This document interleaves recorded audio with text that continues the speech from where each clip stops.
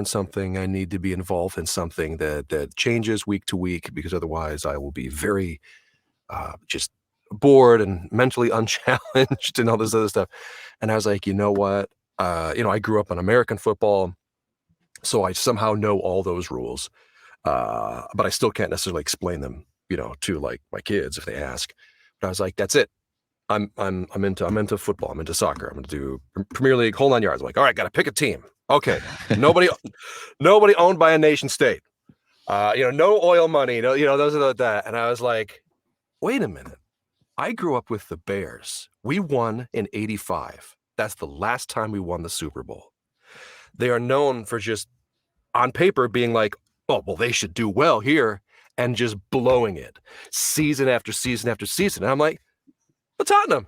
Yeah, absolutely. Historically speaking, this is the team that John Paper should be. So yeah. And it's like I love that. City's like too easy. It's like, well, yeah, obvious. Yeah, a bunch of, winners with all the money. Yeah, come on, So I was like, no, I want a struggle from week to week, and, good characters. Well, what's great is that I wound up following the entire league. So like I follow a friend of mine, he's from Ireland, and so his team growing up was Leeds. I'm like, yeah, all right, follow Leeds a little, and just knowing the league and knowing everybody involved, and just have you been following the players then as they move and everything as well? Then yes, yeah, and that's that. I'm like, all right, this is cool, this is fun, because then you're like, crap. Well, now I guess I gotta follow Bayern. Oh, I guess Bellingham's really good. Let's see how he changes things down at Real Madrid, and then we were in Spain last year, so. And we had loved our time in Sevilla. So I'm like, all right, Sevilla. And oh, look, one of the, Tottenham players was loaned off to Sevilla, and, maybe Brian Hill will go back there someday. And that's his boyhood team and that kind of stuff. Like, that's great. These, just neat stories and stuff. And then it continues into here. I follow LAFC in Major League Soccer, which then like, oh, well, guess what? Now you're following South American teams and things like that. And it's like, oh, look, Team USA. Again, you're hoping for the best for those guys, as they try to compete, throughout Europe and England. So, yeah, I got in deep. My dad's a Tottenham fan, so be proud to know that you're a fan. Oh, yay! Yeah. Do you guys follow? Do you follow, or is it like it's just there, like growing up with NBA and American football here? It's one of those things. Like, I think me and Tim play too many games, unfortunately, I think. No, absolutely. Yeah. It's one of those things where it's hard to ignore. Like, it is in the background, like everywhere you go. Yes. But, like, yes. Yeah. Yes, not my thing. Yeah. No, I get it completely. Like I said, it wasn't a thing for me, and I wasn't following stuff. Like I followed, like I said, the Bears growing up, because that's just what was on the radio. I don't go to church anymore, but I did, like, growing up with my family. And there were instances when the Bears were good, of the priest trying to pick up the homily, so that, because he wanted to watch the game, he knew that if he could end like right at noon, like that's kickoff, and everybody could go watch the game. He was very cognizant of that. And then we'd go to the grocery store and listen to it on the radio. And then if it was in the playoffs, the grocery store would have the Bears game on the radio inside the store, that kind of thing. Yeah. And then of course we had Michael Jordan and the Bulls, and that was like my 80s into the 90s. So that was everything, Yeah. I mean, so I can imagine. Yeah. I thought we had football in the background, but hearing it on the radio in the shop, like that's crazy. Yeah, I mean, it's like I said, because it was just important for the team. It didn't happen that often, and then after the 80s and the 85 Bears kind of fell apart, and, half those guys retired, did whatever. Ditka stayed around for a few more years, but it was never the same. But yeah, like I said, it wasn't a thing. It was just in the background for me. And then I was like, no, I needed something to, and it obviously, did enough to kind of get my brain functioning just enough. And it's like I said, and for me also, it comes at a different time of the day. It's not on during video game time. This is my weekend mornings. So I wake up and I, rather than a pint, I have, some coffee ready to go. And so, if there's a good result, some people, some people say, I get to go to bed with this good feeling. I go, I get it all day. If the team wins, like I just all day long, I'm feeling great. As somebody said, well, time for 11 blokes I don't know to determine my emotional state for the next 9 months. So yeah, that is kind of how it goes. Yeah, Anywho, I can imagine getting invested in that. To be fair, I do get it. It's just I don't. It's not for me, I think. But yeah, I do get it.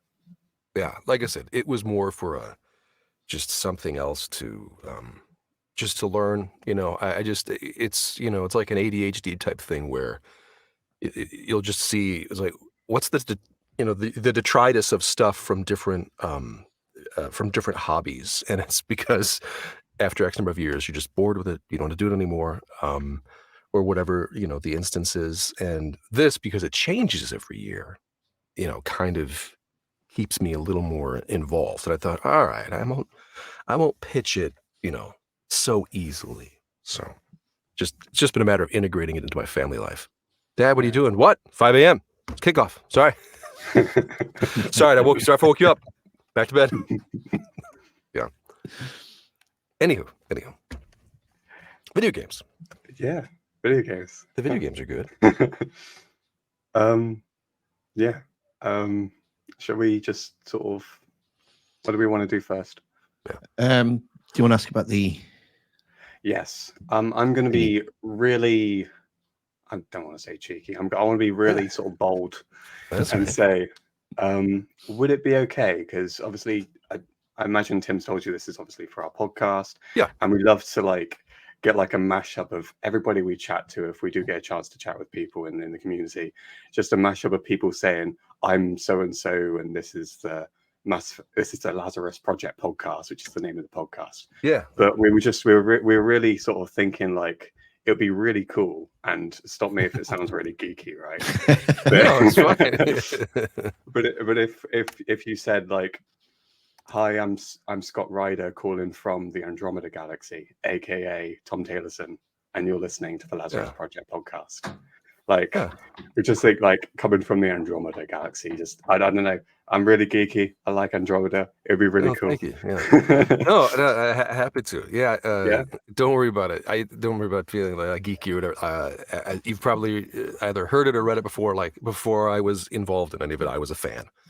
So yeah, I was like a Christmas gift years ago. I got a 360, and the first game that I bought for it was Mass Effect. Awesome! It's so awesome to hear you play Mass Effect. That's so cool. But would you be okay with doing that before we start? Then let me write it down here. I can repeat it as well, because I imagine it's quite a mouthful. Oh, I got it written down here. Yeah. And you are listening to the Lazarus Project podcast. All right. My name is Scott Ryder, Tom Taylorson, calling in from the Andromeda Galaxy, and you are listening to the Lazarus Project podcast. Is that okay? All right. Sorry, because I was clicking my pen. I'm really sorry, but could you, just in case? Yeah. Oh, I got it. Ready? Yeah, usually you edit it together, cobble this together when it's all done. All right. My name is Scott Ryder, Tom Taylorson, calling in from the Andromeda Galaxy, and you are listening to the Lazarus Project podcast. Awesome. Brilliant. Thank you so much. Okay, we're going to give you a worthy introduction as well, if you don't mind, and then we'll get started. That sounds good. Cool. So today's guest has worked within the video games industry, Tom Taylorson. His earliest credit on IMDb being Mortal Kombat, but with the credits ranging from Bad Batch to God of War. But of course, we within the community know him for his role as Ryder in Mass Effect Andromeda. Thank you so much for joining us. Oh, thank you for having me. Yeah. So I think I'm going to start off with the first question. Here we go. Here, Roger Clark did the acting for Arthur Morgan in Red Dead Redemption 2, I think it was. Mm-hmm. Redemption, yes. Yeah.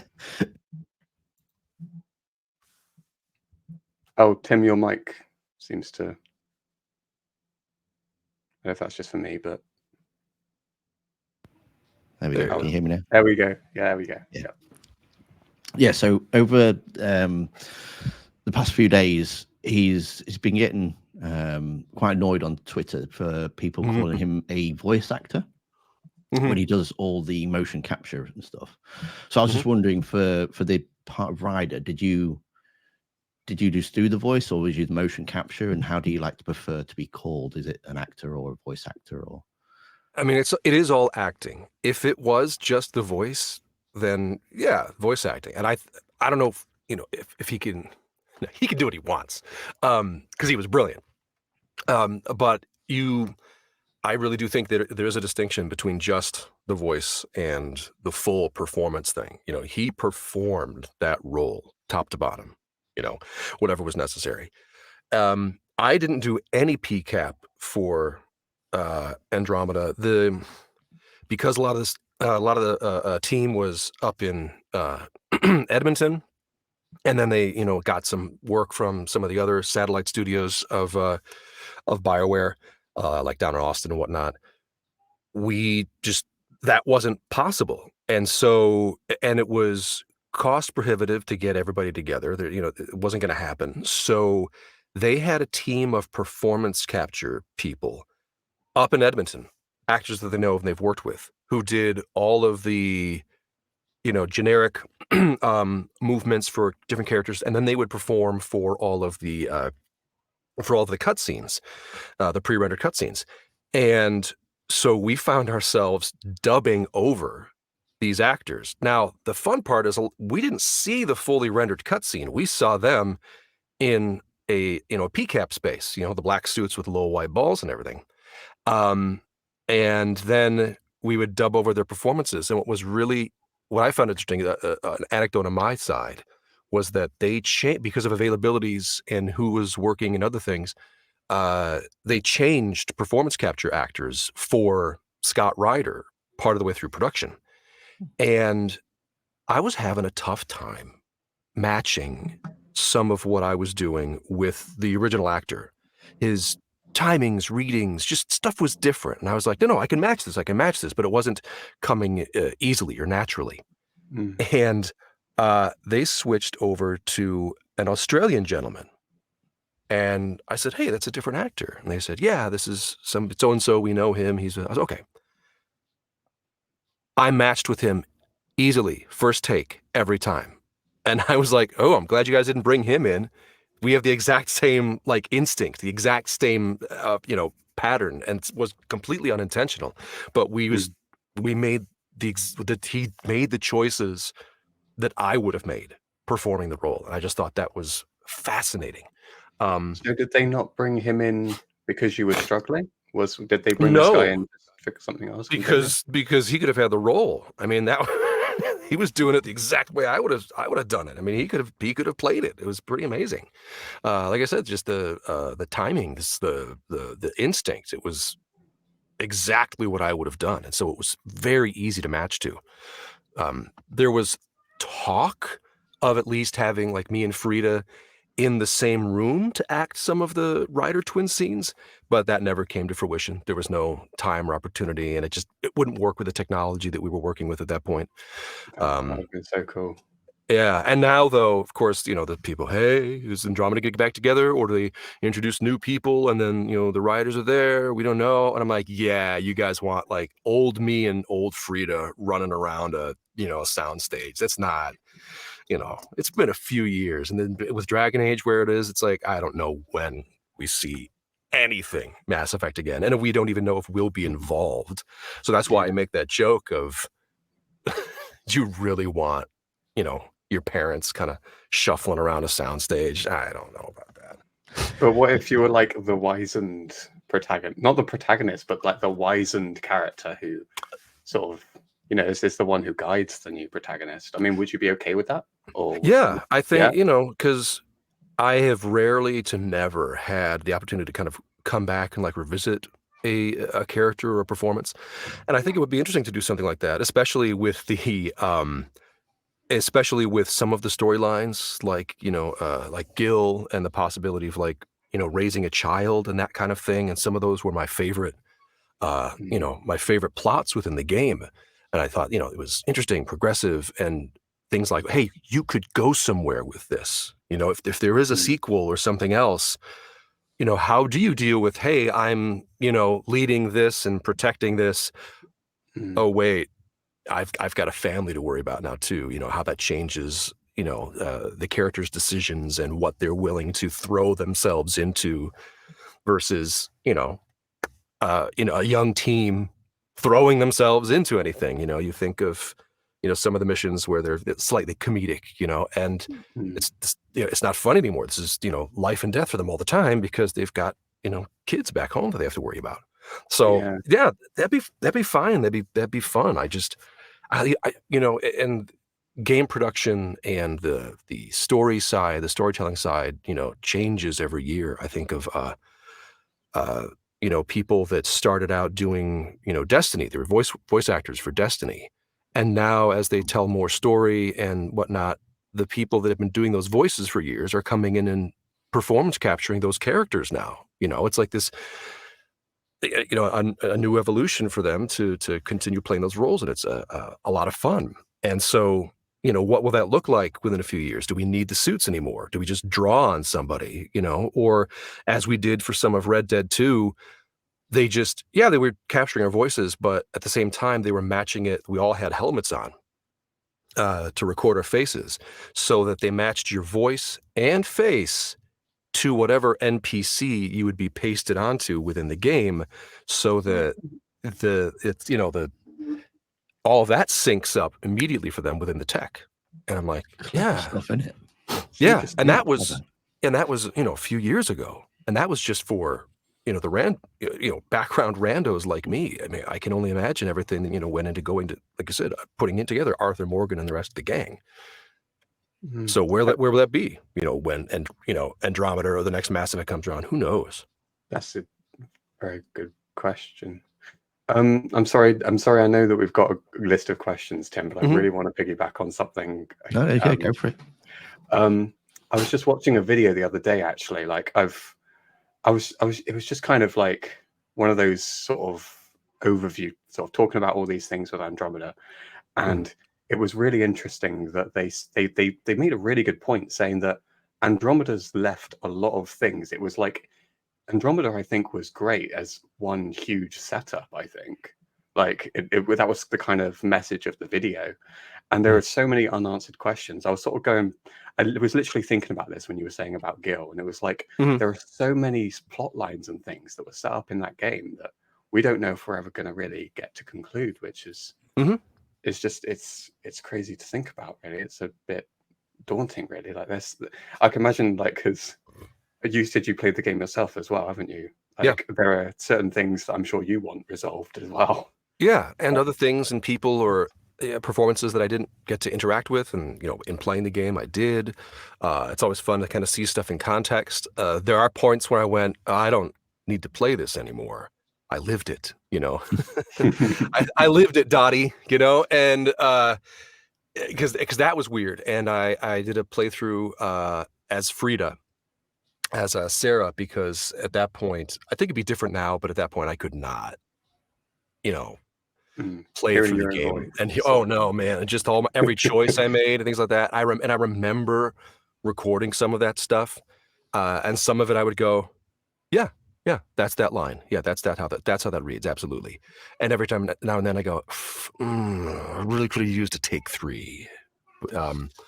But especially later on, we had it down. We were going through hundreds of lines every day, and there's just so much to get through. And thankfully, at the end of the process, the director and the audio engineer, we were functioning as a unit, and just really able to crank through stuff. And with 2 takes, we've got it. It was rare that we needed more than 2 takes on stuff because we just had everything down to a science. But yeah, the unanswered questions, the books were kind of that, especially like Kat Valenti's 3rd Andromeda book. They said, hey, we're not addressing this. Tell the story of the Quarian arc. Tell the story of why it was delayed. And she said, So what are my, constraints? And they said, we're not going to do the DLC. We're not going to do XYZ. Enjoy, tell a story. And I had the privilege of narrating that book, and it was still one of the best things I've ever narrated. Just Oh my cat. god! So is that in the Audible version? Is it? Yes, yeah. I Wow. got to do the audiobook, and I specifically I narrated it in Ryder voice. And I've then not, and I I've not changed, and found I it was like, yet. yeah, it's out there somewhere. But yeah, I narrated it as in Ryder voice, and then wound up, and I'm like, no, let me do the things. And it was with a publisher that I've worked with for years, and so I was like, well, I'm going to do my thing. And so, every alien had the every sound effect that I wanted.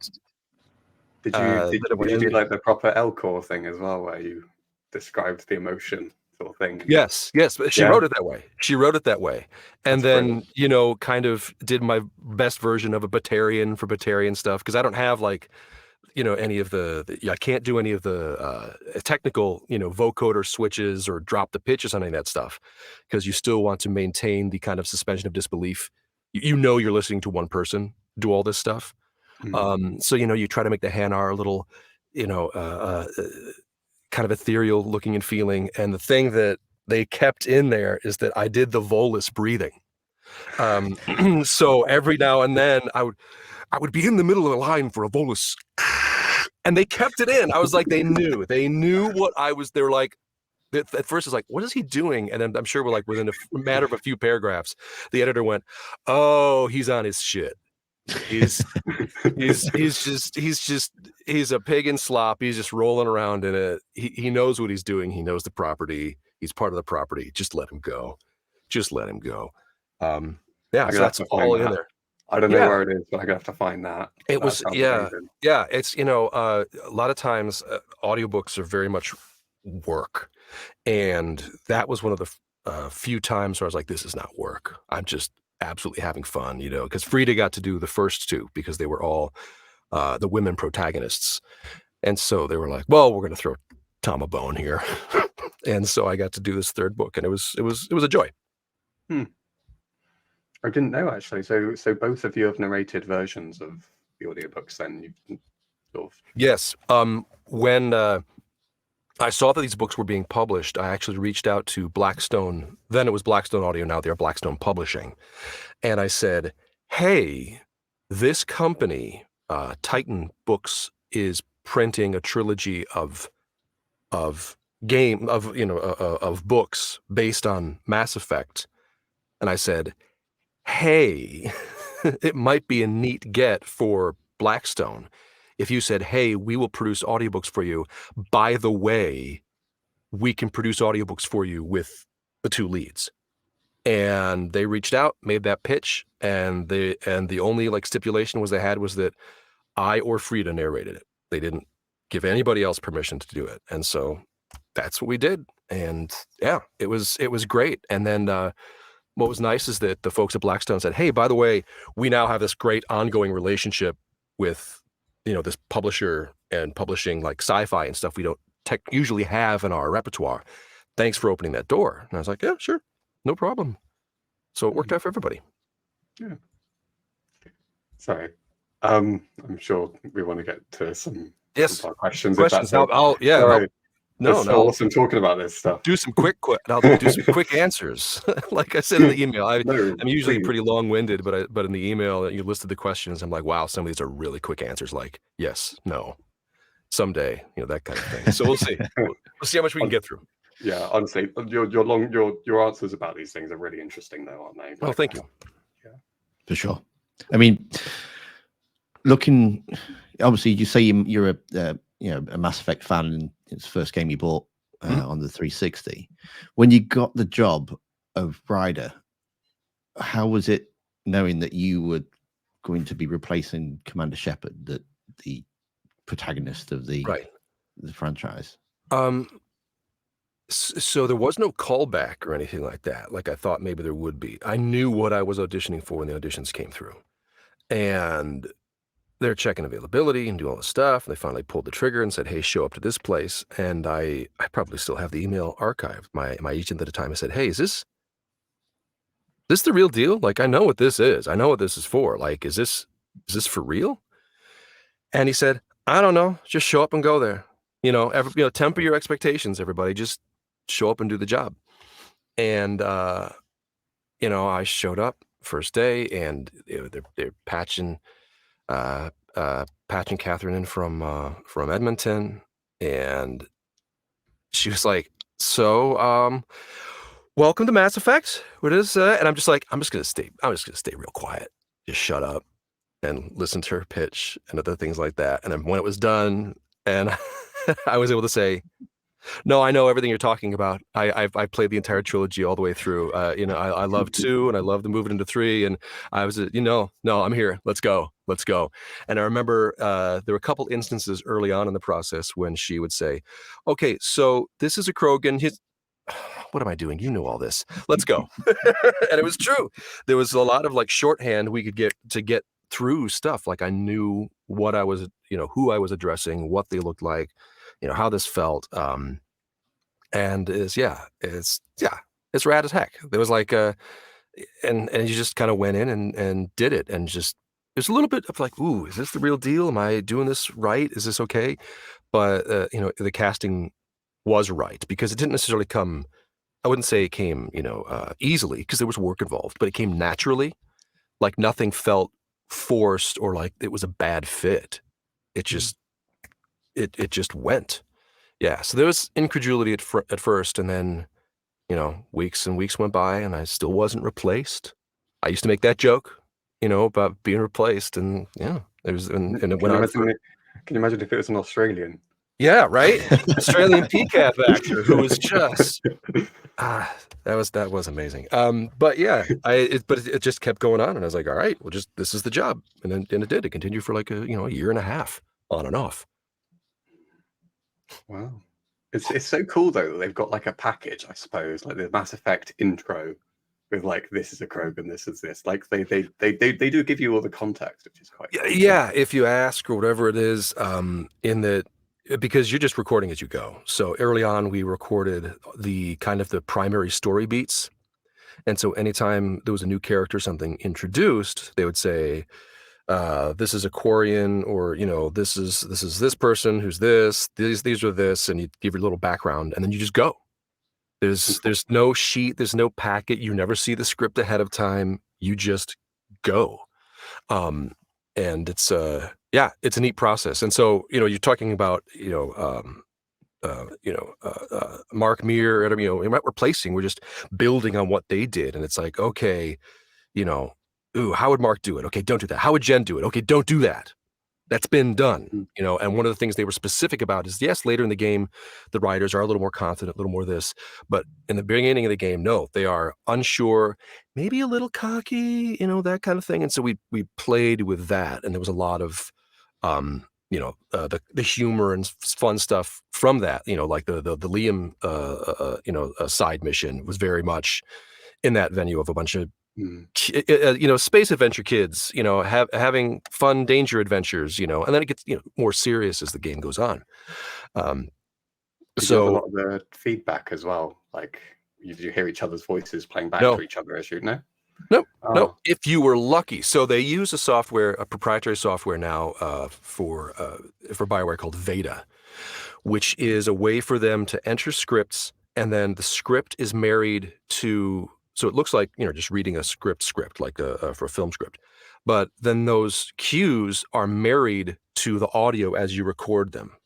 And it crashes a lot. So we'll be doing stuff, and then you'll lose a take, and you feel bad because Veda crashed, and you reboot it, and you just move on with your day. And sometimes you get through a whole session, Veda doesn't crash, and we all go, oh, wow, Veda didn't crash. This is amazing.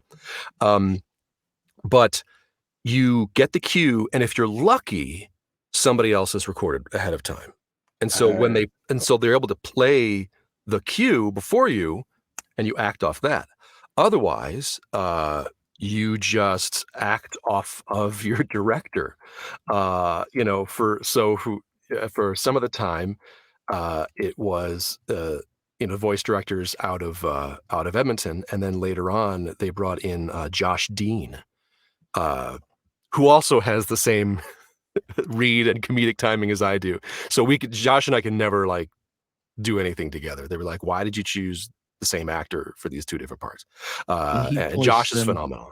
Yeah, he voiced Jenkins, didn't he? Yeah.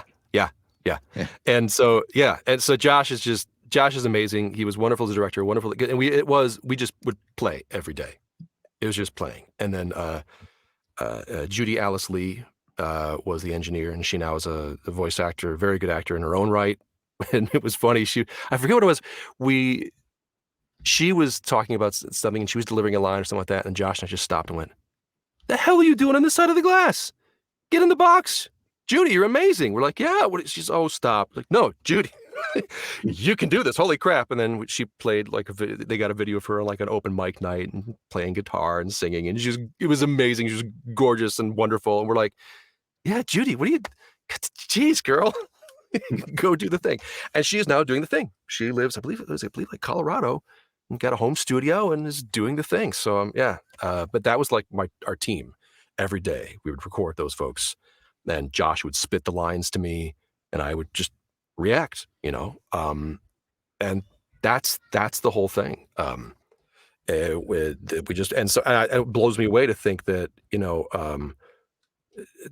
Jen and Mark, they were working off paper and recording into Pro Tools, and then they would spit that into stuff. Yeah, and so when I think of like hundreds of lines, within a 3-4 hour session, I go, yeah.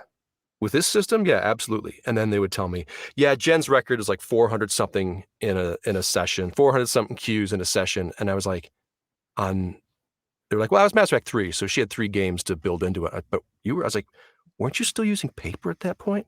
Yeah. So dealing with paper and page turns, she was still cranking those lines. I was like, that's impressive. That's amazing stuff. I'm cheating by just basically having words thrown in my face and somebody just hitting a scroll wheel. 2 in a row, go, 2 in a row, go, 2 in a row.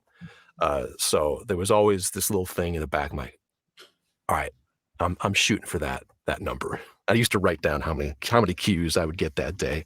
I still have those pieces of paper around somewhere, like at archived. So I know somewhere I know what my peak was. Josh may actually remember offhand, but yeah, it was a fun bit. Did you manage to beat the record? I don't think so. And sometimes it wasn't fair. Like, it depends upon, well, what's the cues today? Are we just randomly discovering things and reacting to discovering things? Okay, you can crank. Oh, are we actually acting today? Nah. That's going to slow things down dramatically, so to speak. Yeah, I can imagine like those more intimate, like companion conversations being a little bit more complex. Yeah, and you take a little more time with it, or again, sometimes between the writing and the characters and everything, which is like, no, this makes sense. Go, go, go. Other times we'd go, no, that the feel is wrong, or the mood is off. Do we have the original act? Oh gosh, good. We have Cora's actor. Okay, listen to her and go. Because otherwise, you're also, as the actor, you're depending on the director to have the other actors' takes in their brain. So they're kind of putting it together mentally in real time if you don't have the other actor's performance available. So if somebody recorded in England earlier in the day or yesterday, that may not be in the Veda system when I start my day at 9 a.m. So good luck. Hopefully the directors, kind of listened back and forth. And yeah, it's like so many things in video games, it's a wonder any of this ever works out, and that it has the emotional impact that it gets. There are times when I look at something like Red Dead and I go, well, that's cheating. You guys were in the space together at the same time. Like, of course that scene plays out like that. Of course the drama is this. Of course the physicality works like this. None of us were ever in the same space at the same time. I'm just making it up and then piecing it together later. And if it works, wow, that's amazing.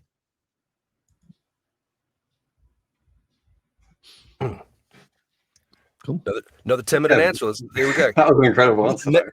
We need some yes or no's, man. We need some yes or no's. Okay, yes or no's. Let's have a quick look at the. Because I know you have a list, and I thought, okay. This isn't a yes or no, but Caden or Ashley?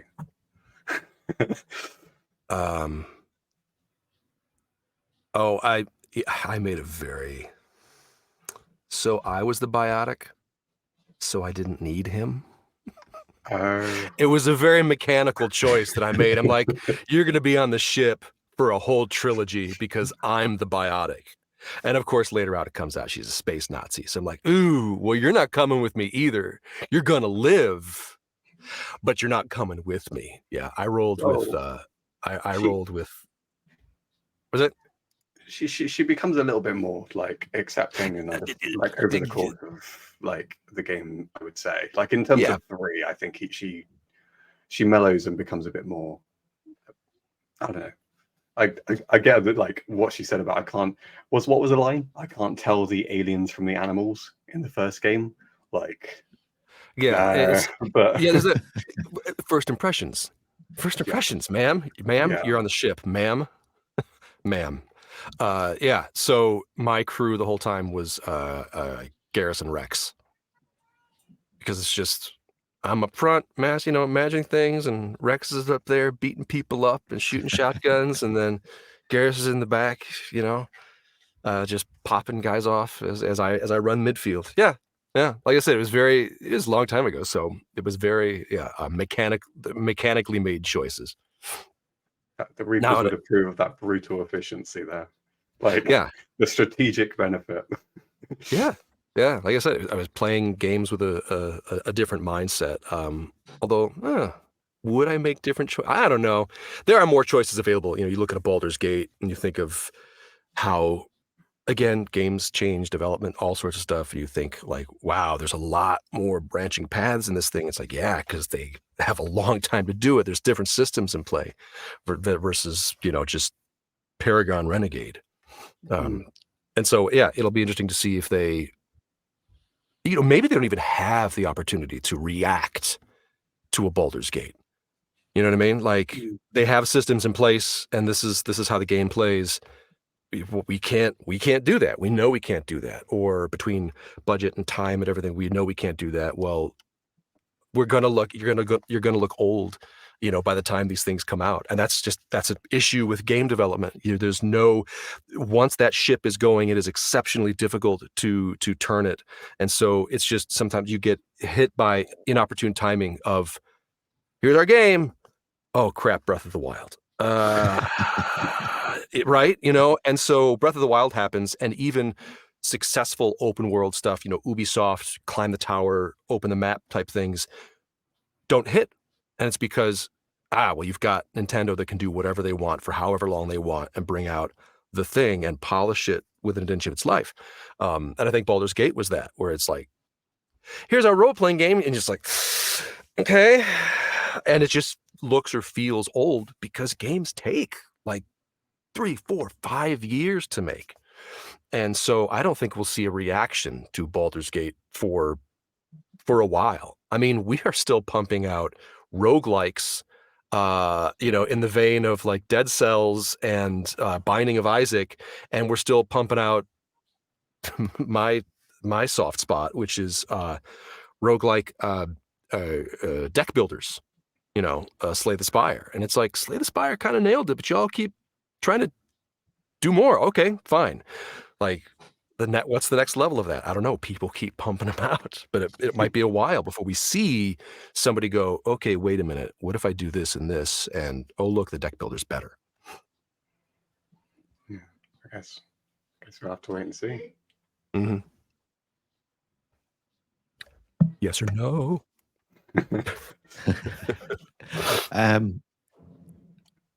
Yes or no? I'm sure I've got some yes or no. Is Mass Effect 2 the best game? Probably. It's the Empire Strikes Back, which is arguably the best Star Wars film. Just top to bottom, it just works, and it ends on a beautiful cliffhanger and has some of the best characters and characterizations and performances, and because it's a nice meaty middle. I feel really bad for saying that now, because I do love Andromeda. I appreciate that. But I hope nobody from Bioware hears this, but I do make the joke with my friends and others and in other spaces like, hey, I helped close a studio. It's not my fault. But it was like, ah, yes, Mass Effect Andromeda. I closed the studio. Aha.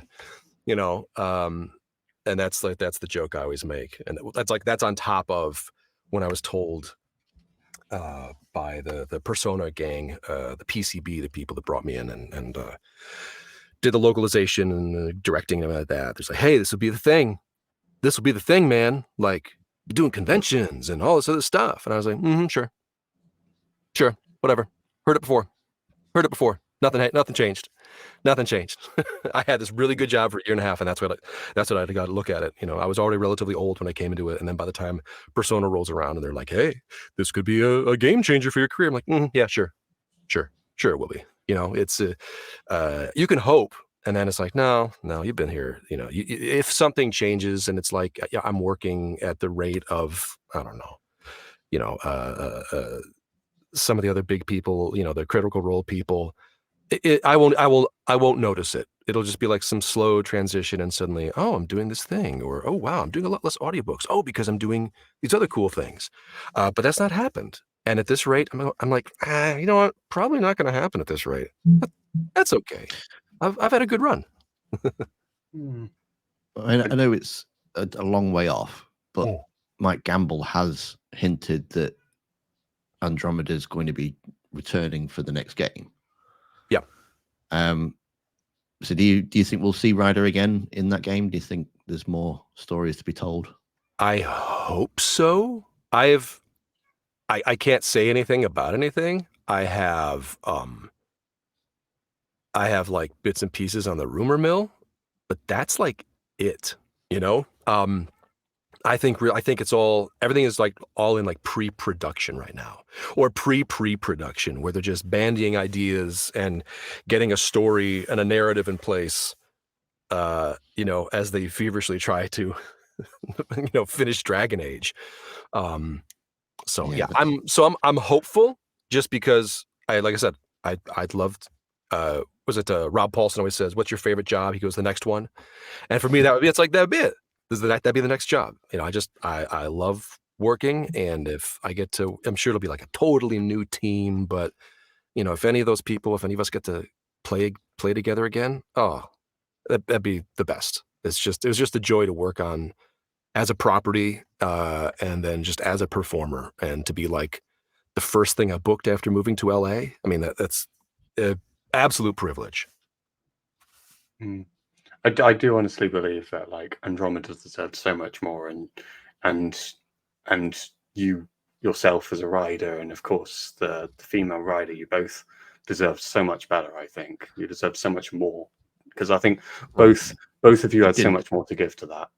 It didn't deserve the backlash that it got. Not no. At all. Well, thank you. Frida, we tried to do the thing, and then Frida's like, what? I'm off social media. I'm done with this.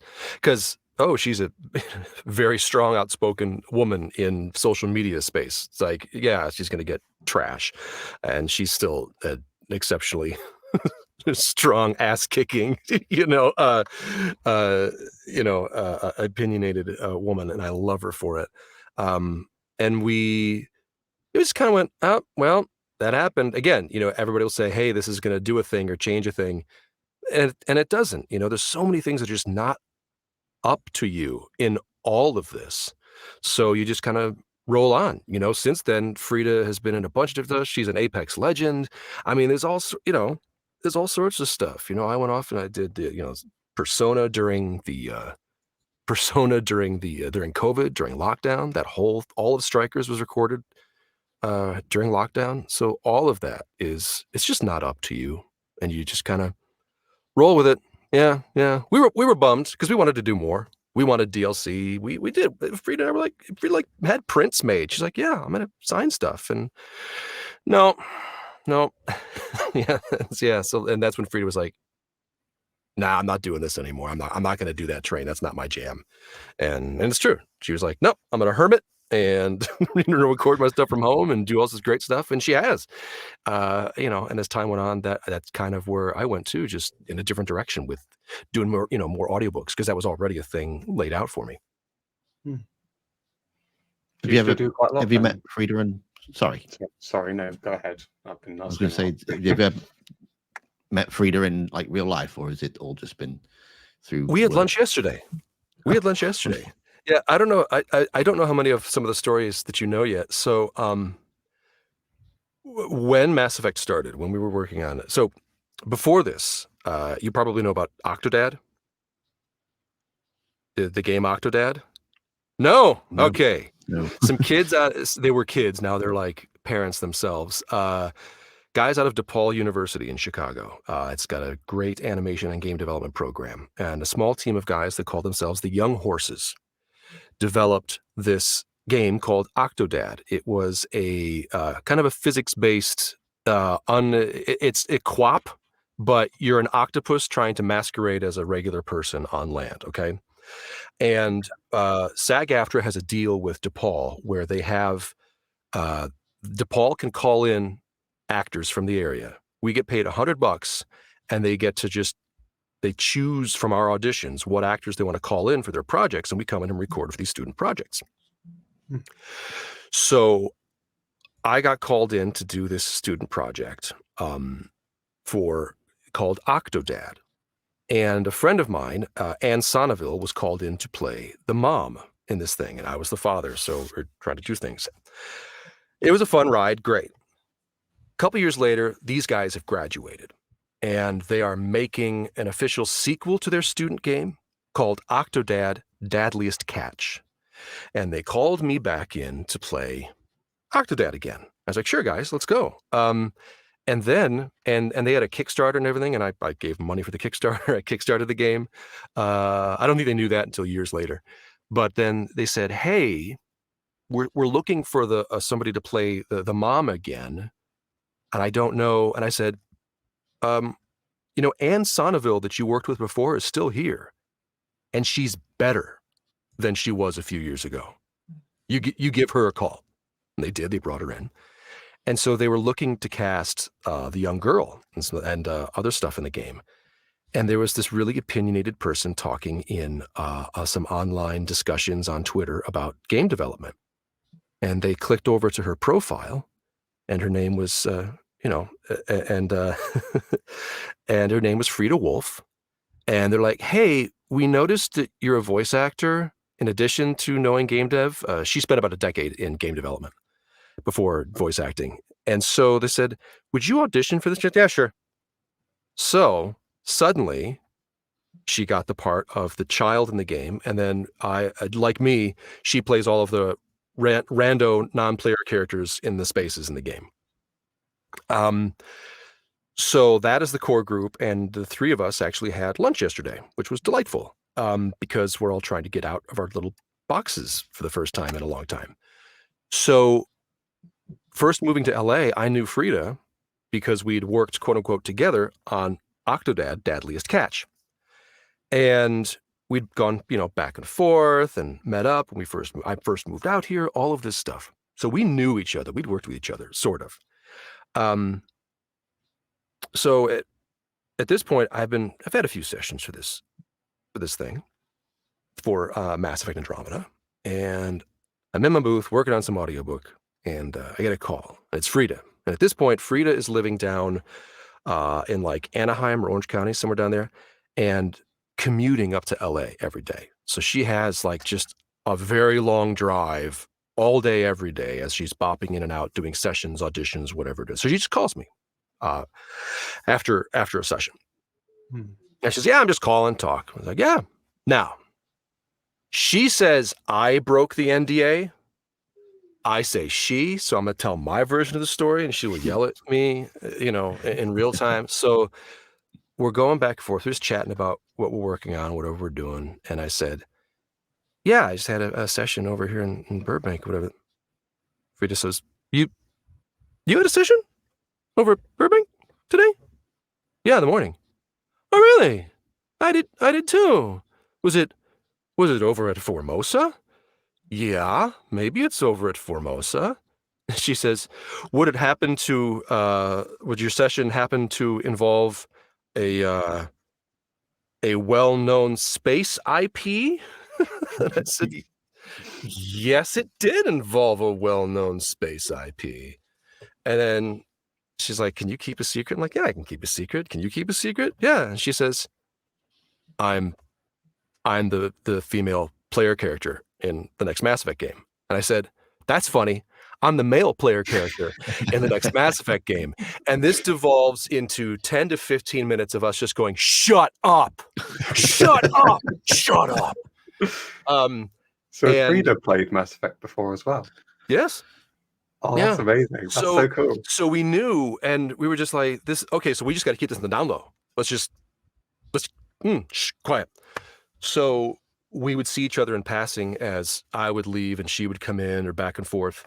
I usually did the morning slot. She did the afternoon slot because of her commute. And for me, the kids, I could pick up my son from school after dropping him off. So later on, they thought, we're going to shoot some, little promotional videos with these two. And they see us hanging out. They're like, do you guys know each other? Did you know? And we had to admit, yeah, we knew about the job a long time ago, and we told the car story. And like, wait, you guys know each other? And we tell the Octodad story, and they're like, this is nuts. Because they had no idea that we had done this other game before and knew each other and whatever. So they're like, well, this is great. And we did, we did this little video shorts, and they went off without a hitch. And it's just the strangest, wildest thing. And yeah, it's one of the favorite parts about it. There's just this serendipity. There's so much, one of the shames about the game not necessarily coming together, and finding its audience immediately and us getting to do DLC and whatever, is that there was so much amazing serendipity surrounding the project. The first thing I booked after moving to LA, Fried and I working quote unquote together, it's so much stuff like that it's just, it's almost like there was too much of that cool stuff happening that, well, it had to have a failure somewhere. And, because it was too good. It was too good, at least on my end. It was like too good to be true. So yeah, I'm surprised you didn't know that. That's the podcast story that I that I usually tell. That was, like I said, that piece of serendipity that we just knew each other and it was great. And yeah, so that was the fun thing about playing the game too, is it's just, I'd hear Frida's interpretation of certain lines and I go, oh wow, no, never would have done that. No, she found a way. And it was because, I think that just at the core, what we were doing and who we felt these characters were, we had very different interpretations. And then our kind of headcanon, as time went on and we learned more about the Ryder family and the parents and all these other things like that, is that Frida and I kind of realized separately and then together, oh, Sarah takes after dad, but Scott takes after mom. And then as we listened to our choices, we were like, oh yeah, that makes sense. Sarah really is the tough, no nonsense thing, and Scott is much more, oh, Jol ice cream, that bit, like there's that thing. And it just turned out that, yep, that headcanon completely and absolutely functions. It was just unintentional. Again, things that we didn't work for or try to strive to have happen just happened. It just worked. It came naturally. That's good casting and all sorts of stuff coming together. Wouldn't it be incredible if you did some real life Ryder family reunion? Oh God, yeah. I'll tell you. Yeah, we got to, yeah. Probably Clancy Brown and Frida and you. We got to meet him. He was there, like finishing his day, and they gave him a bunch of swag, and we're just sitting at the table. And of course, we've grown up watching Clancy Brown and listening to him, and it was just like somebody's dad coming through the studio, like, hi. He's, oh, hey, how are you guys doing? Yeah, good. Oh, I'm just, my son will love this stuff, so I'm bringing him. We're just like, it was just the best. And he moved, and then like Frida and I'm just looking at each other. We're like, that was cool. So yeah.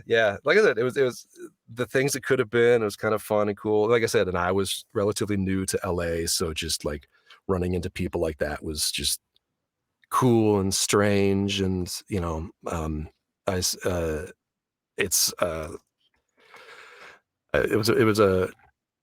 a few years ago that I was like at an audition, and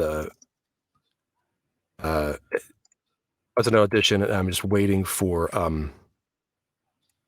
waiting for, the person to come up, bring me in. It's just from radio, something like that. And this woman comes in with big glasses and a hat, and she asks if I have a different script. I said, no, it's the same script for everybody, but I think they have something different for women. And I look over at her. She sits down, and she's looking at the script, and she's waiting. And I text my wife, hey, honey, because we're both like 90s kids, 80s, 90s kids. Hey, honey, I think I'm just sitting here chatting with Lisa Loeb. And she's just texted me back, shut up. And I'm like, no, I'm just sitting here having a chat with Lisa Loeb. It's like, oh, okay, great. Or, I'm waiting to go in for something like that, and Freddie Prinze Jr. waltz in, orders an omelet, goes in, does some work, I think for Rebels, and then leaves. He eats his omelet and leaves. And I'm like, so is Freddie Prinze Jr. here often? He's like, yeah, he's just down the street, and he'll come in and do the ADR and pickups for Rebels here. Cool. Again, this is like my first few years. You get used to it a little bit over time, but it's especially, like I said, early on, it was very cool. And then to just kind of be thrust into some of those spaces, getting to meet William Salyer, Morden Solis. He was actually recording the modern day Solarian song for the little Morden Solis statue that sings it. He was recording that the day I was coming in, so I got to sit and chat with him for a little while. It was really cool. So I'm like, wow, it's like, hey, I'm Mass Effect 2. Remember, man? But he was just rad. He was just rad as hell. He's just rad as hell. And I get to then introduce him to, in some ways, like to my kids. It's like, hey, Rigby from regular show. Yeah. I'm like, that's that guy. Like, met him, rad dude. And the kids are like, yay. Yeah. So that's a little less now. And of course, now we don't even leave our home studios anymore. So it's a big change. I kind of miss it. And that was one of the reasons why Frida, Ann, and myself, we went out yesterday, is just to see people for a change. There's a lot less meeting each other in the parking lot, as Frida said yesterday. I'm coming into a session, she's leaving, or vice versa, or something. It's just, the landscape has changed with COVID. So it's a lot of working from home then. Mm-hmm. Yeah. I did a cartoon earlier this year, came in, and I thought, oh, this is gonna be great. First big cartoon back after a little while. I go into the booth, the engineer leaves. So the engineer's on the other side of the glass. I'm in the booth, and the writer, director, producer, everybody else is up on a big TV screen. Nobody was there. So we finished it, great. And then they said, hey, your character's coming back. We have another episode. I was like, great, let's go. And then they said, what's your home studio like? And I'm like, it's really good. It's where I recorded all of Bad Batch and everything. It's really good. So I did the second episode here, and I did ADR for that cartoon here like a week ago. And it's just, yeah. I mean, it's nice. Don't get me wrong. The house is nice. I got the dogs, all this other stuff. But I miss people. I didn't realize how much. When I stopped doing theater, I had students asking me at Columbia College in Chicago and elsewhere. It's like, hey, do you miss doing theater? Because these were theater. I was teaching voice acting, and a lot of these people were theater students. And I would say, you know what? I miss my friends. That's what I miss. I do not miss, I love getting my nights and weekends back. I don't miss tech rehearsal and all this other work that comes with live theater, but I really miss my friends. And there are some people from my Chicago live theater days that are still, people that I absolutely adore and miss as we've scattered across the US. And, my buddy Scott graduated from Juilliard, and now his wife has been Tony nominated, and he's done all this stuff. And then my buddy John, he's off in North Carolina, but this is after he was on the Jack Ryan show. He was in Dope Sick and all this other stuff. His commercial with Robert De Niro and years ago, and just all these people just scattered to the four winds. But I just remember just doing outdoor theater and Shakespeare crap with these guys when we were young, and just having just the best time. And yeah, I miss those people. Do you think you'd ever go back to theater? Nope. No, I love my nights and weekends. I always had a bit of a disconnect. So like what you're hearing right now is kind of like my theater voice, trained voice, whatever. This is not what I use for most voiceover. And I've sounded like this since I was 18. And so I'd come out of like university looking like a young 20 whatever, but I'd sound like this. And they were like, well, what do I do with you? what do I do with you? You know, you go. I went to, you know, I was in all the shows, did a bunch of stuff. I was very lucky in college, and you learn to be like an actor and like a character actor, and then you come out into the working world, and they go, no, just do you. And I'm like, what the hell is that? What even is that? You know. And I kind of hit a glass ceiling in Chicago theater, and part of it, I know now, is that I was finally up against people, friends and colleagues, that there was, at that point as an actor, there was no way I was going to do something better than what they were doing. There was no way I was going to best my buddy John or others. They were better actors at that point, and they were more comfortable with themselves. And I was not there. I was not going to be there. But the second I was able to get rid of what I looked like, I could do anything. And it took me a while to realize, okay, I look like this, but I sound like this. So what I need to do is I need to pitch it up a little bit and sound a little bit more the way I look. And then as time went on, I stopped being looked at, and I could do whatever I wanted to. And that's where I found, you know, more work. So nowadays, you know, I like, they still send me, my agents still send me for stuff like anywhere from 20s to 40s. And I'll book it. But I myself am 40 something. I got 2 kids, house, dogs, you know what I mean? Mortgage. And so I look in the mirror and I see what I'm reading for, and I go, yeah, I got it. Let's go. But if somebody says, okay, now be on camera, and I go, I don't know what to do. I'm more comfortable with me as a performer. I can just come out and just kind of do me or whatever this feels like. But because I've been, what I work on and audition for and play didn't necessarily age along with me. So when somebody says, okay, play this, I go, I'm not sure, you know, what to do with this, because I've been so detached from what I look like for, you know, 20 years. So it's a really weird space, you know, that I'm in right now, as a performer. So yeah. So PCAP, there's more of that coming on, you know, coming down the pipeline. So I'm like, okay, I better figure it out real quick. You know, get back in shape after, you know, COVID years hit me and just growing older and things like that, to figure out, you know, what this is physically, because I've been detached for so long. Frida she had hit like not a creative something. She's like, well, I got called back for this, nothing hit.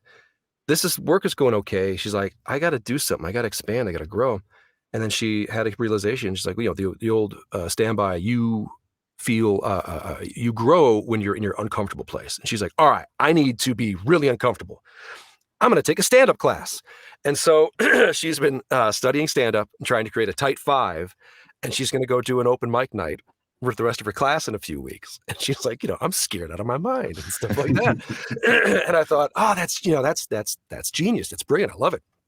And yeah, so, you know, we're all trying to find that. And maybe that'll be for me, you know, finding that one audition or something or other where I go, oh yeah, no, I gotta be uncomfortable and, you know, be physical, be me for like 5 minutes and just see if something comes out of that. We're coming up to an hour. Obviously, we don't want to keep you any longer than. No, I'm okay. I'm fine. No, I set aside a bunch of time. City and Arsenal are still tied at 0-0, so we're good. We're good. I'm good too, as a Tottenham fan, to see City and Arsenal tied at 0-0. So anything, Premier League aside.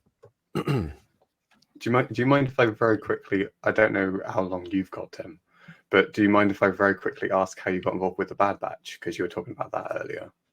Oh yeah, I auditioned. Like that's like for real. Yeah,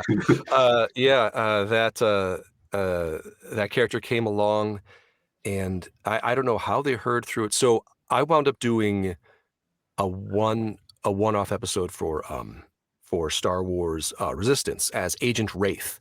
He was just this trooper that got blowed up at, you know, later on. And apparently the reason they called me in for that was they'd heard me audition for something, and they were like, well, we like that voice, but it's not right for this Imperial officer or whatever. So they called me in for this stormtrooper. Great. Finished that off. And so as this other audition came in through for this other thing for Roland Durand, I was like, I was at a point where it's like, nothing's landing. This is ridiculous. I can't hit anything. You know what? Because they don't tell you he's a what is it? Deveronian.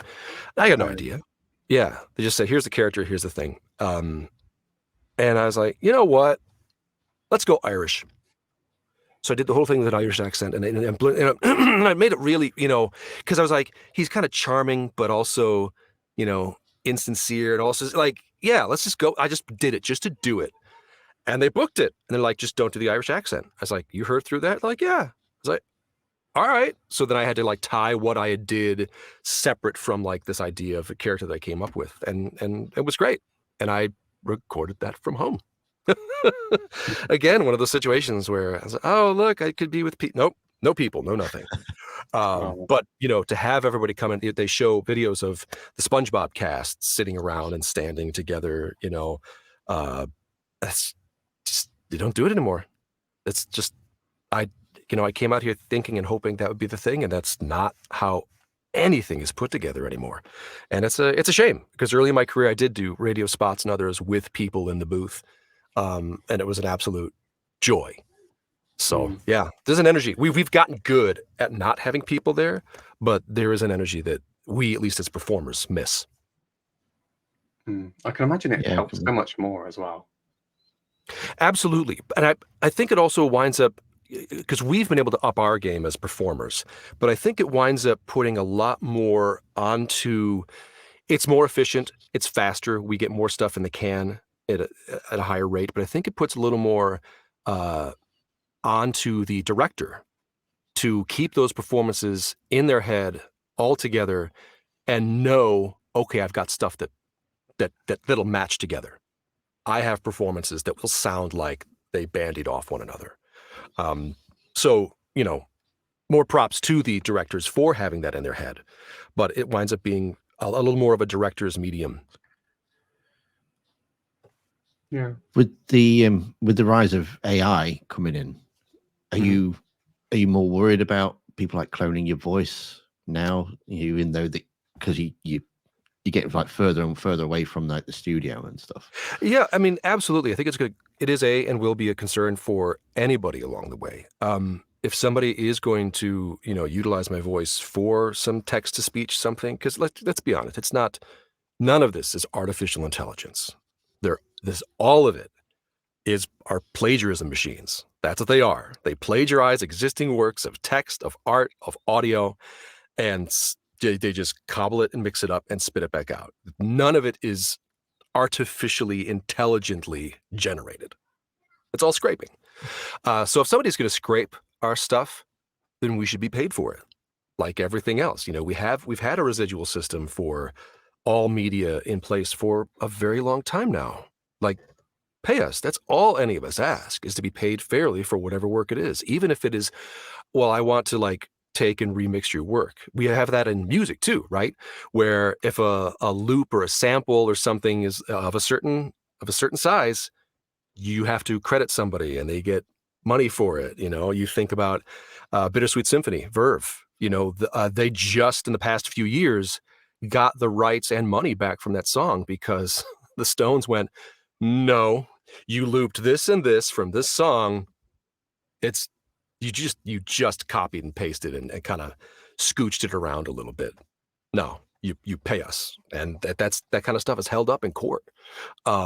So whether it's done by copy and pasting or something like that, or by an algorithm that just scrapes and reproduces, people should be paid for it. So yeah, I mean it is a concern, and I know there is enough audio out there for somebody to do something good. I mean, but I've got 150, 200 audiobooks, all sorts of stuff. It's out there if somebody wanted to feed it. Although with the audiobooks, I tend to perform all the characters, so that'd be very funny to hear the computer decide that just shit. It's like, why does that phoneme sound that way? Oh, because it's not going to be able to do a very good job. You'd have to do a lot more work. Yeah, it's obviously a concern, and it's think about this for face actors. They're able to digitally copy and paste stuff, and just put anybody anywhere, and then you just digitally paste an actor over that, and that's two people's performances. But that performance capture person, maybe they don't get any money for it. Maybe the face actor doesn't get any money for being copied and pasted because they didn't technically show up to work that day. Yeah. it's the arguments are already out there for at least paying everybody and taking care of everybody, and that's all anybody's looking out for is their work. The argument is like, oh well, hey, I make a house, I don't get money every time somebody sells or whatever the house. It's like, right, but you're paid to make the house. You make the house, and there's more work. That house does not mean you don't get to work anymore. When somebody copies and pastes, performances of actors, that will actually impact their ability to work anymore. And that's the issue, and if you've got people, who are in the trades or other things saying, hey, I don't get paid for this, stop fighting amongst yourselves, stop punching at each other and punch up, folks. It's the giant money capitalist class, right? Stop yelling at each other and tradespeople and unions and immigrants and whatever else that the rich folk keep you fighting about. Oh my God, look up, punch up, stop it. I think that's ultimately what the actors' strike is all about, isn't it? Yes, yeah, it's all of that. It's the artificial intelligence protections, and then some of it's just protections. We're looking at the video game strike is more money to keep up with inflation, and then one of the other AI protections. But then one of the basics is just set safety. If there's going to be any sort of like movement that is combat or could potentially be dangerous, they just want a stunt person, or as we would say in like on stage, a fight captain there at all times, just to make sure things are safe. Because not all of these actors that you bring in are stunt people or combat people. We just want somebody there to make sure everybody's safe. We don't want anybody getting hurt. Because as actors, they say, hey, do this. And we all, for the most part, it takes a while for us to go, no. Let's slow down. Because otherwise, we all will go, yeah, you got it. Let's go. Because you just want to work. You just want to play. And you don't think until you're hurting the next day, what happened? Oh, I said yes to being thrown on that mat. And I'm not, good at that. A buddy of mine who's up in Canada right now, he was doing Prison Break, a show that sat down in Chicago. And he was, they did a sequence where there was a riot and his character got stabbed.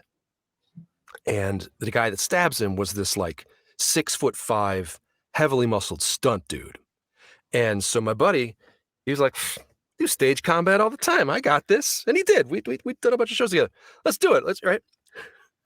And so they do take one and they're like, do you want some padding or whatever? He's nah, be fine.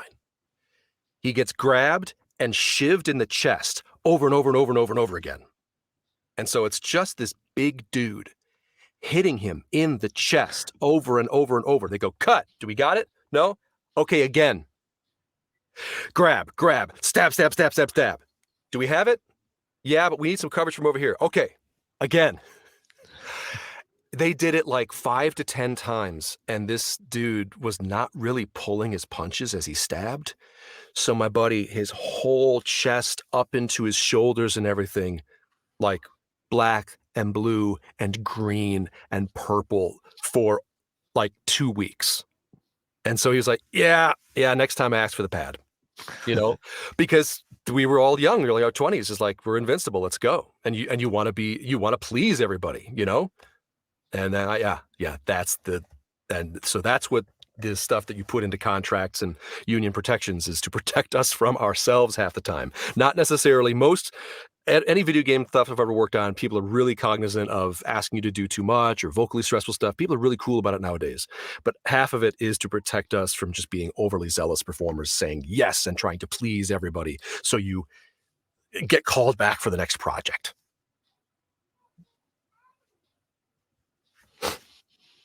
So any Mass Effect questions? No?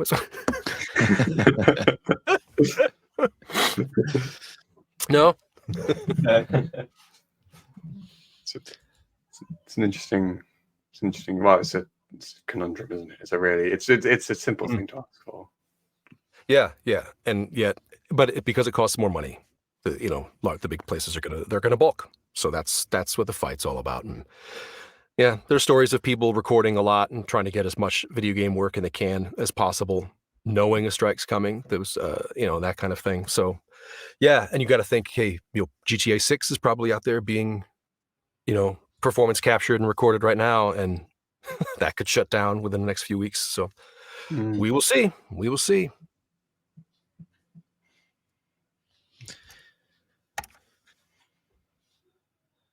I think you looking through my list of Mass Effect questions. I think you've answered indirectly. You've answered like pretty much everything that I had on there. Really, that's cool.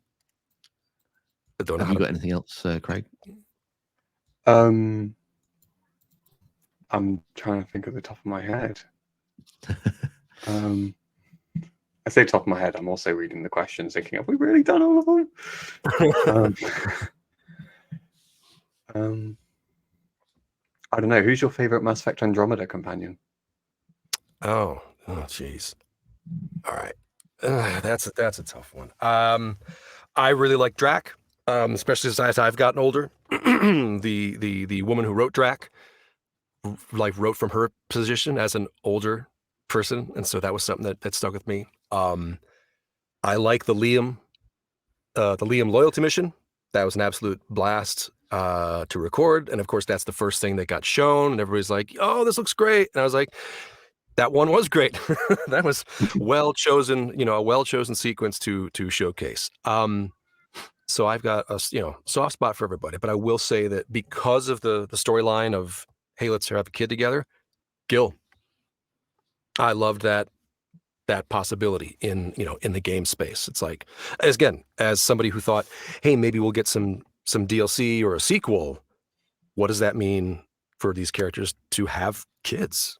And I thought, that's cool. That's something that I'd love to explore and have players, get to explore.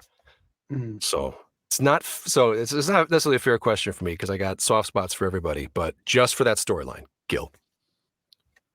That's another thing entirely, isn't it? Like, people usually steer clear of showing kids in games, which you can kind of understand why, but when you're moving an entire race to another galaxy, you kind of want to know what the repercussions of Andromeda are on the children more than anything.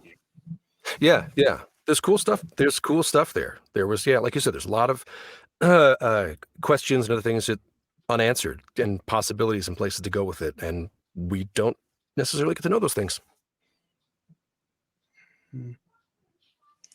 Are you currently working on anything at the moment that you're allowed to talk about? Exactly right. To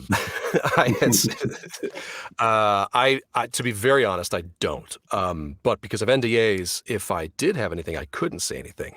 But no, I'm not working on anything right now. It's been a little dry in that regard. So my time is mostly audiobooks. That's kind of like the day job. And still also works from home and work from home in my PJs and cook for the family and take care of the dogs and pick up my son from school. Yeah. I can imagine there's still a little bit of play there, like you said about the Mass Effect audiobook you did. Like, I imagine there's still a little bit of freedom there and a little bit of fun you can have with voicing characters. And that is how I do it. There was there have been I'm really lucky with some of the publishers that I've worked with, and nobody pushes back on any of the character voices or choices that I make. And I've been very fortunate in that regard. And it's because if I didn't do it that way, I wouldn't be doing this. I'd be bored out of my mind. And so it's like, look, if I'm going to do this thing, you're going to do it. You're going to do it my way. Years ago, I'm forgetting the name of the book, but he was an author, brand new thing, and it got turned into a movie and everything. But I sent in an audition, and this is through Blackstone, who knew me and trusted me. And the note they got back from the author was like a very severe, no women in my book sound like that.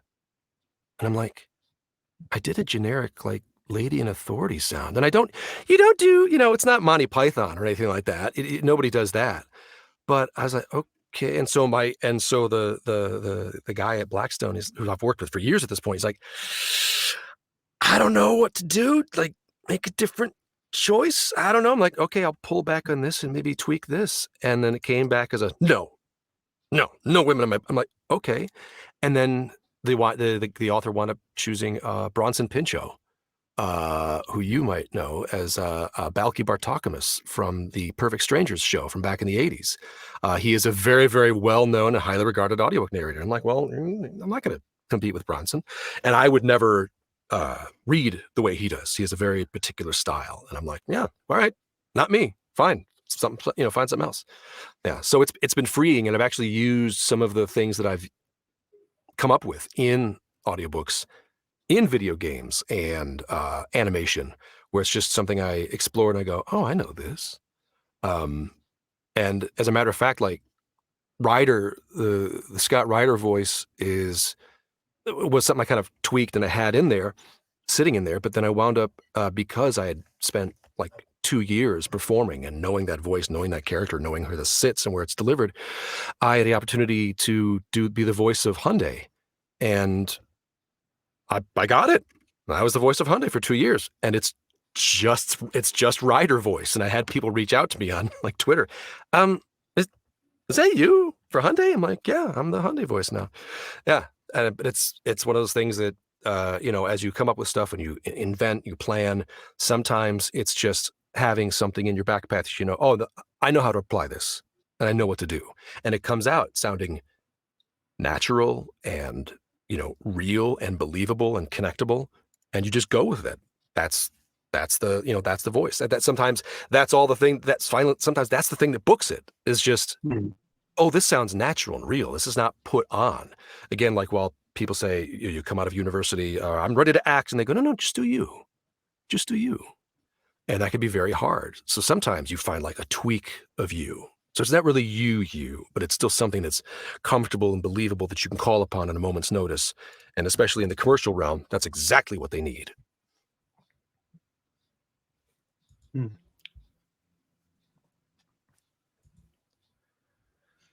So I suppose there's something to say there about being yourself, I suppose. Yeah, as hard as that can be sometimes. As much as we say we want to like run away from ourselves is one of the reasons why you become an actor. I just don't want to be me. I want to run away. And that's part of the thing for me.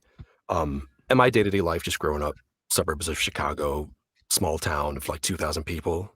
Yeah, it's boring. And I used to play a lot in my head. And so a lot of this nowadays, again, I'm in a booth by myself, maybe somebody on the other side of the line, is playtime in my head. I'm just playing imagination. And there just happens to be a microphone here recording all that stuff. Yeah. And so it's then, I got to get real and just, be me. Ooh. All right. So that's another level of performance, I think, that can take time. Some people like myself, I don't think will ever get there, but it's the thing to shoot for because of it's one thing to run away from yourself, but it's something else to go, okay, no, I'm going to challenge myself by being here, by being myself just in the moment and exploring yourself and different aspects and avenues of yourself and bring that to a performance and bring that to a voice to the stage, whatever it is. And that's the real thing. That's when you're like, ooh, that's drama. Ooh, that's real. That's gritty. And you didn't look for it elsewhere. You're not putting on a silly hat or a voice or anything. You're just finding a little corner of yourself that maybe you don't like and digging around in there and maybe bringing it up and kind of surprising yourself. And then hopefully an audience with, oh, that's disgusting, or, oh, that's beautiful, or, oh, that's heart-wrenching. And that's another aspect of all of this stuff, which can be difficult to access or to admit it's time to access, I can't. Well, I can't imagine what that's like. I think it has been really nice talking to you, but I think we have got a couple of things that I think we have got to get going now because Tim's got to get away from. I've got work in about half an hour. Oh my gosh! Yeah, no, sorry to be overly verbose. No. Didn't know I had it in me today. It's been incredible talking to you. It really has. Yeah. Thank you guys. Thanks for having me. I appreciate it. So is there anything that you're wanting to promote at the minute? Anything that you wanting people to know about? No, but thank you all for playing and giving a rat's ass for this this thing that, was kind of dead and gone a long time ago, but was something that we absolutely had a blast doing. And so if there are people that are interested and people still playing, I will still retweet all the Ryders that everybody shares with me. And it's still a fun thing that there are people out there playing it and that it holds that I did or made anything or had a hand in making anything that people, hold that dear. That's amazing to me. I never thought that would be part of anything that I did. My name's on the Star Wars wiki, and it may seem small, but like I've worked on a Star Wars. Like these things in my born in 1977 mind. I saw Return of the Jedi in the theater front row. I still have the program magazine that they handed out. Like it blows my mind to be a part of any of this stuff. And then again, to have a part of Mass Effect. And so that people care and they reach out and they say, hey, I care. That's amazing. And thank you all for caring. I mean, we don't know what's happening with the next Mass Effect, though, do we? So no, there could be room for something involving Ryder. We never know, do we? Oh, what was it? Gamble put out the other day. He's something. Oh, I'm thinking about, and yes, I'm thinking about N7 Day. All right. What are you gonna do? We don't know. So it'll be interesting. We'll see. Well, we would be excited to hear your voice again involving Mass Effect. Oh, thank you. I hope so. We'll see. Yeah. Okay. How do people find you if they want to send you their shepherds or riders? Shepherds? Still, I'll never know. Always in the shadow of the shepherd. Which is true. That was we were trying to run away from that as we built the game, which is we get it. Twitter, I will not call it the other name. I am at Taylorson. I have similar, I believe, Instagram as Polixenes. That's a Shakespeare reference. And my website, www.tomtaylorson.com. You can see, the corporate side, but there's a little area we can send me like a little email. You can shoot me an email and say, I don't know, send me a thing. There's people sending me things once in a blue moon to sign. I'll do that. It's mostly Twitter until that crashes and burns. And then I don't know, we'll find something else. I think maybe I'm on Blue Sky. That's Taylorson. Yeah.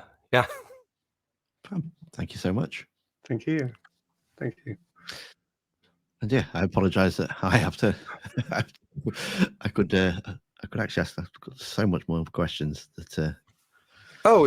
Send me an email. I'll write back if there's like something like I didn't get to this, and you just want to know for you or to talk on the podcast, then I'll happily do it. Rather than read an audiobook. Oh, brilliant! Yeah, we'll have to get you back on. Yeah, absolutely. No, thanks for having me. Like I said, I appreciate you guys caring from all the way over there, 8-hour time difference. So I appreciate it. Still not as long as the time difference between the Milky Way and Andromeda. No, it's much longer. Yeah, see, and then there's the story stuff where they get like transmissions from 300 years ago, like they're slowly finding out, whoa, what happened? We went to escape. What happened? Did they make it? And I'm like, no, let them know what happened, everybody. Open the door for for the Shadow Broker, Liara to come through. There's like there's a story. Yeah. Like I said, so that's me coming at it as a fan, like knowing all this other stuff that I know that we recorded. There's more. They really do create like, all right, here's a bunch of really fun Legos. We're gonna mash them all together and just kind of shake them up and see what comes out. And it's just a shame when they put it all together and, you know, it all falls apart, that they had a bunch of really neat, you know, a lot more really interesting play sets that we just never got to see, and that those writers and creators never got to explore. You know, as the studio shut down, everybody got shuttled off to someplace else, and a lot of those people too, they're not at Bioware anymore too.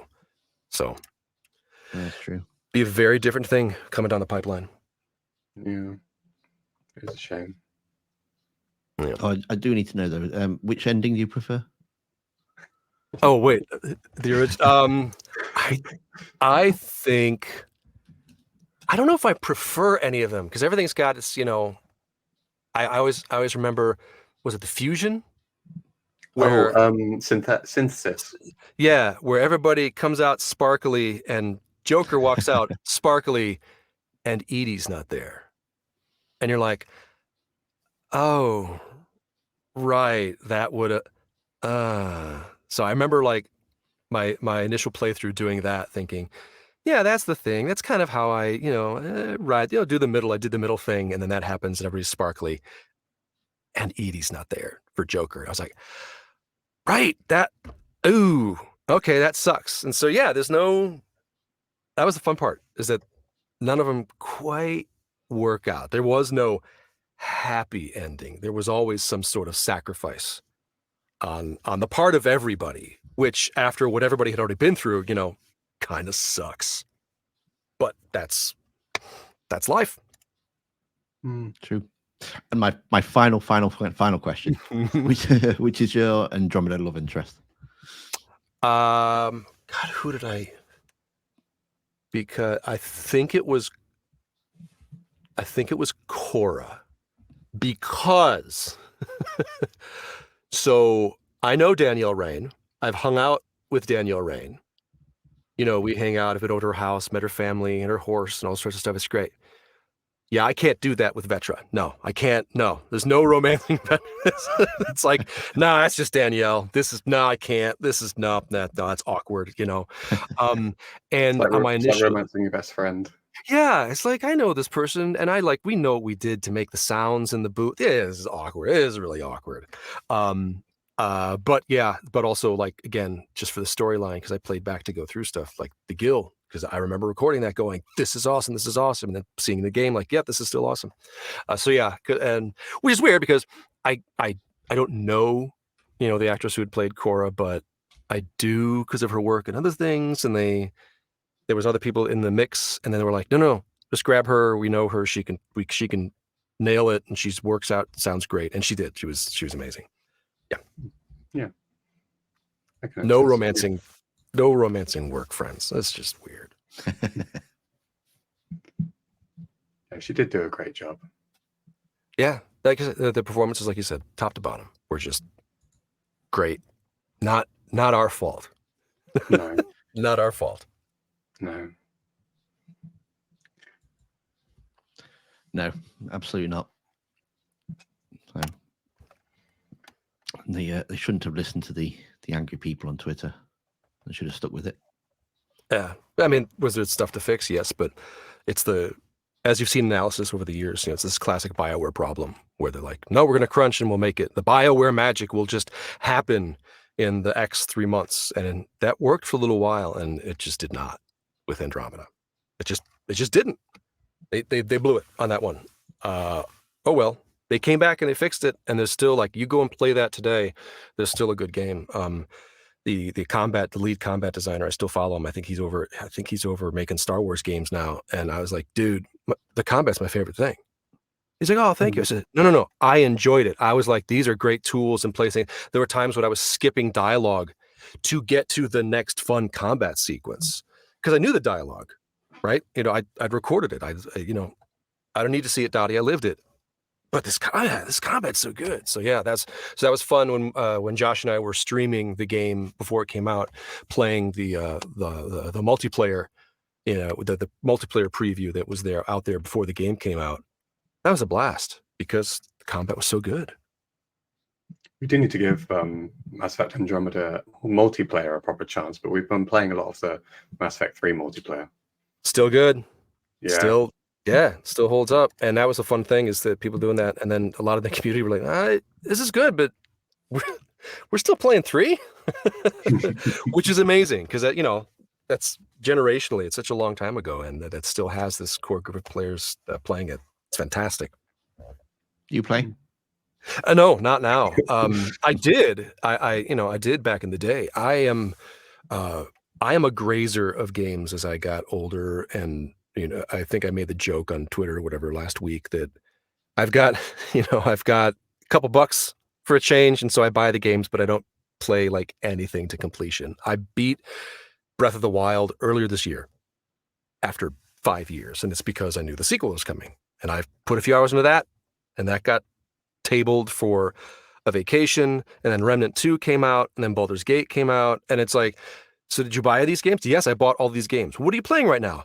The free F-Zero 99, because it's real good, or Treachery and Beatdown City.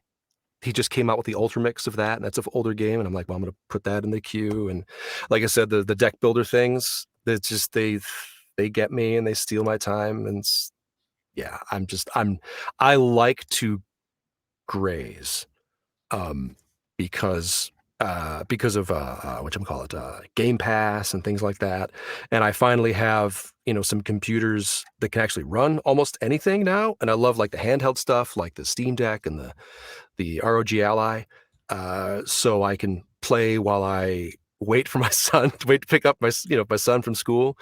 So yeah, this last week, Station to Station, a cozy little puzzle game with trains. I'd never played a Tony Hawk's Pro Skater game. So Tony Hawk was on sale on Steam, 1 and 2, the remakes or the remasters. So I got those. Beneath Oresa, a deck builder, very good, very looks, nice clean look. I really enjoyed Gunbrella, which is a platformer. Still dipping in and out of Armored Core 6. Blasphemous 2 came out at the end of August, so I picked that one up because I love the first Blasphemous, and I play it in Spanish because those performances are just perfect, and with the visuals, it's even more perfect.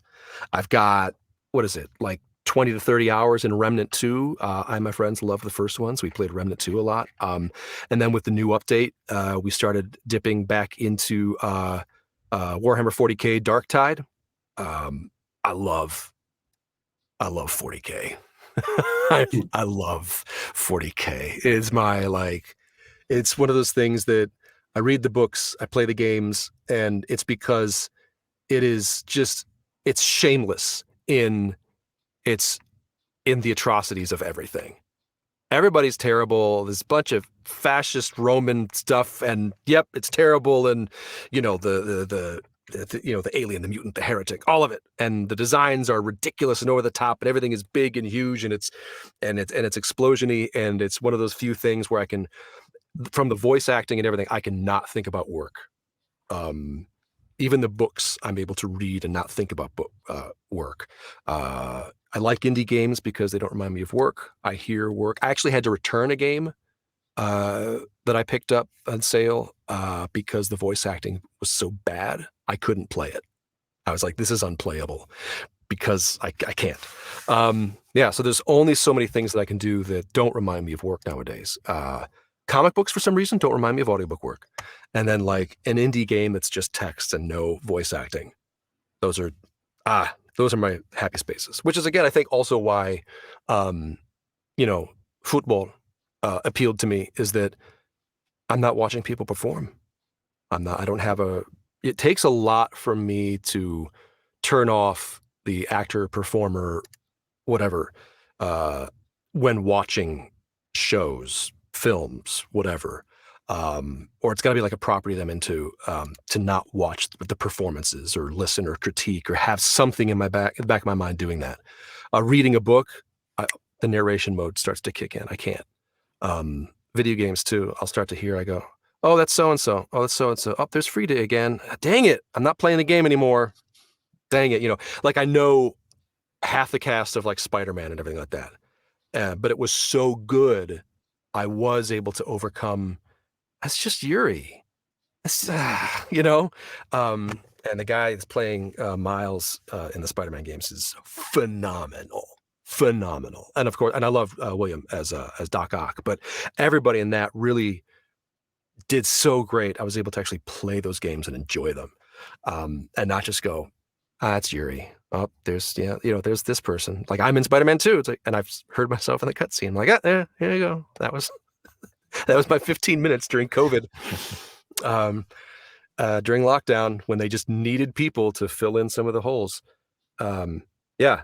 So I graze because it takes a lot for me to just sit down and go through a game, and I'm envious of my friends who I watch like on Discord as they go through stuff. A friend of mine plays the Yakuza games, and I just call it my stories because I sit down. Oh, Sean's playing Yakuza. All right, I'm gonna watch my stories as he plays the game, because half the time I'm just, after I get everybody to bed, and I'm just too wiped out to play. Just part of getting old. You finally have the money, but don't have the time to do any of the gaming that you used to do. Oh, I know that feeling. Right? Yeah, and it's just like, well. But I also, especially with smaller independent games, things like that, I'm happy to buy something for $10, $15, $20, play a few hours, and know, okay, I didn't finish it, I didn't beat the game, whatever, but I had fun, and hopefully this developer like takes the sale and go, make something else. I get to kind of put something back into an industry that did so many cool things for me as a player and then also as a performer. And so that's like, go make more things. I've had the opportunity to make things and I've done all right. I'm still doing all right. Are you young, scrappy developers like the folks that like the Young Horses, the guys that made, Octodad and Bug Snacks? Like, go guys, go. I knew them as college students, and now they are parents themselves with homes and mortgages and a team, and they just got somebody to manage their social media after being a studio for 10 years. Like that's like, yes, go. I don't care that I don't finish this. Here's the money. Go make something. It's incredible. It's so nice that you sort of get back in that way. Yeah, I mean, I do get a game out of it. Don't get me wrong. I can't play. Yeah, my backlog is just it's awful, and I'll just know I'll never finish some of this stuff. I'm just glad that my kids, like my son, I built him a computer a little while ago, and my daughters just started using the the Xbox Series S, and because she wanted to play some stuff with some friends, and then she saw there was Game Pass. I'm like, yeah. You want to play Psychonauts? You want to play Psychonauts 2? What do you want to do? And she started playing all these games and introducing stuff that she never played before. And so I go, okay, you know what? The money spent on XYZ, this isn't for me. This is for them. This will give access. I don't feel bad if I'm not playing the game because my daughter just 100%ed Psychonauts 2. Okay. And it's like, you do that. I remember doing that. I remember having, the Wing Commander games and putting hours and hours and hours and hours in those because that was just my jam. And a new game didn't come out every week, 2 weeks. It's just too much. It's too much. Yeah. Don't forget to mention Mass Effect when the time comes, though. Yes. See if you can get them into it. They will. There've been a few times when they pick me out either in a game or whatever. The kids have all played Octodad. They think it's fun and ridiculous that I'm all over that game. But every now and then, they'll hear something or pick up on something like, wait, is that you? Yeah, that's me. Yeah, kiddo. They're pretty good at listening to it, and they're kind of over it. My daughter, however, has mentioned, yeah, my dad's in Bug Snacks. Yeah, my dad does this. My dad's Octodad or whatever. And the kids at school are like, what? And I'm like, it's this small independent thing. But the kids, there's some of these indie games that just click with the kids, and it sticks with them. And that's, that's amazing. Again, to be part of something that somebody would call me and say, just talk about this for a while. Great. Okay. And the same thing with the kids, my daughter's friends at school and stuff like that. I was like, oh, I did a thing. I never thought I would ever do a thing. Wow. Okay. That's, it's the coolest feeling. So, and what's the best thing? It's like, well, whatever's next. So hopefully I get to just, do more stuff and play, and hopefully everybody gets to enjoy it. Yeah. Well, thank you ever so much for joining us. Absolutely. Thank you again for having me. Pleasure. Yeah, All thank right. you. Put this up. Yeah, I'll bob you an email with any other questions I've got. Or Yeah. I'll try to keep it. I'll try to keep it to a tight 5. Try. Yeah, it was a pleasure though. Oh, thank you. Thanks for having me. Appreciate it. All right, gentlemen. You have a good evening. I will Yeah. talk to you later. Thank you. Yeah, yeah, thank you very much. Hope the Thank you. game works out well for you. Yeah, yeah, me too. I hope so too. By the way, it did. Arsenal won 1-0. So that means Tottenham are still top of the table. Nice. For one more, for going into the international break, they're at top. That's right. In Big Ange, we trust. All right. Anyway,